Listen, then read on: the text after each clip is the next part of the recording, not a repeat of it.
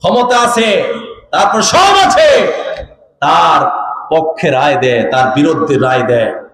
আল্লাহর কসম করে বলি, ওই হাজী সাহেব ওই দরবারিকে আল্লাহ তাআলা মাথাটা নিচে দিয়া পাগুলো উপরের দিক দিয়া জাহান্নামে নিক্ষেপ করবে। জোরে আওয়াজ করে বলেন নাউজুবিল্লাহ।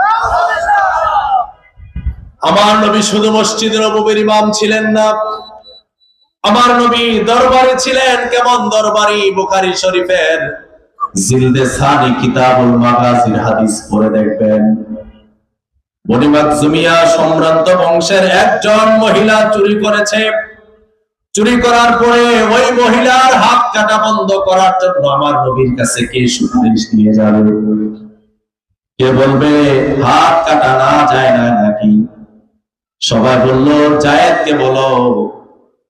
ওসামা ইবনে জায়েদ, তিনি হলেন নবীজির পালক পুত্র। তিনাকে বলা হলো, ওসামা তুমি সামনে চলো, আমরা তোমার পিছনে আছি। নবীকে গিয়ে বলবা সম্ভ্রান্ত বংশে